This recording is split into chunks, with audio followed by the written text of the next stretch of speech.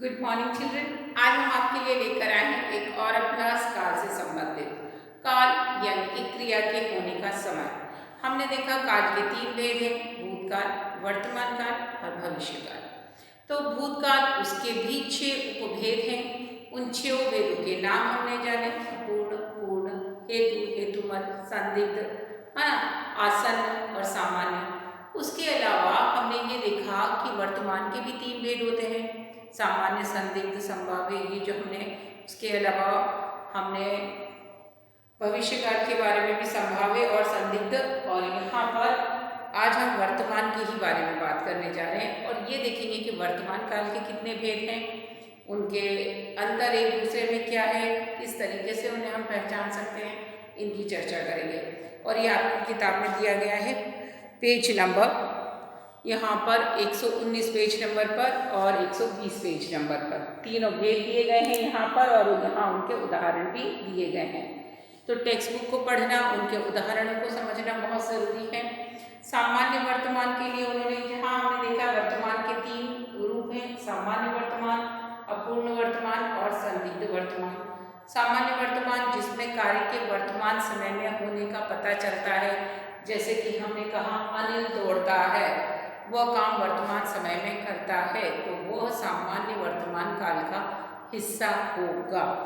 दूसरा है अपूर्ण वर्तमान। परिभाषा दी है, क्रिया के जिस रूप से पता चले कि कार्य अभी चल रहा है, पूरा नहीं हुआ है, उसे अपूर्ण वर्तमान काल कहते हैं। कि हो तो वो काम वर्तमान में ही रहा है लेकिन पूरा नहीं हुआ है। जैसे राधिका फुटबॉल खेल रही है, राधिका फुटबॉल खेल रही है, खेलने का काम हो रहा है लेकिन क्या वो पूरा है? नहीं, वो अधूरा है क्योंकि वो काम चल रहा है, तो उसे कहेंगे हम अपूर्ण वर्तमान काल। तीसरा है संदिग्ध वर्तमान। संदिग्ध का मतलब जो काम हुआ ही नहीं हो, जिसके होने की संभावना हो, शायद हो शायद नहीं भी हो। सो संदिग्ध यानी संभावना हो, जिसमें शंका हो, डाउट हो। तो परिभाषा कुछ इस प्रकार है, क्रिया के जिस रूप से वर्तमान में कार्य के होने में संदेह हो, क्रिया के जिस रूप से वर्तमान में कार्य के होने का संदेह हो यानी कि डाउट हो, वहाँ संदिग्ध वर्तमान काल होता है। जैसे वह अभी पढ़ रहा होगा, वह अभी सो रही होगी, वह अभी खा रहा होगा। मैं मेरे मित्र से मिलने जाऊंगा मगर अभी वो खा रहा होगा, अभी वो पढ़ रहा होगा। तो ये सारे काम वर्तमान में ही हैं लेकिन उनके होने की संभावना है। हो सकता है वो पढ़ने के बजाय सो रहा हो, सोने के बजाय खा रहा हो। तो होगा शब्द देखकर इसे भविष्य मत समझ लीजिएगा। क्या? उसके समय का पता देखिए कि ये अभी वर्तमान में बात कर रहे हैं, इसलिए वर्तमान का हिस्सा है।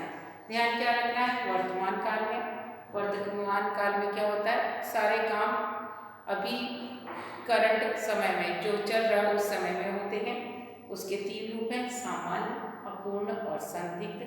सामान्य का मतलब वो क्रिया सामान्य रूप से वर्तमान में ही हो रही है, जैसे वो पढ़ता है, वो दौड़ता है, ये। उसके अलावा अपूर्ण जिसमें क्रिया वर्तमान काल में शुरू हुई है लेकिन खत्म होने का पता नहीं है, तो वो अपूर्ण वर्तमान हो गई, जैसे राधिका फुटबॉल खेल रही है। और संदिग्ध में जहाँ पर वर्तमान में तो क्रिया है लेकिन उसके होने में संदेह है, शक है, जैसे कि वह अभी पढ़ रहा होगा।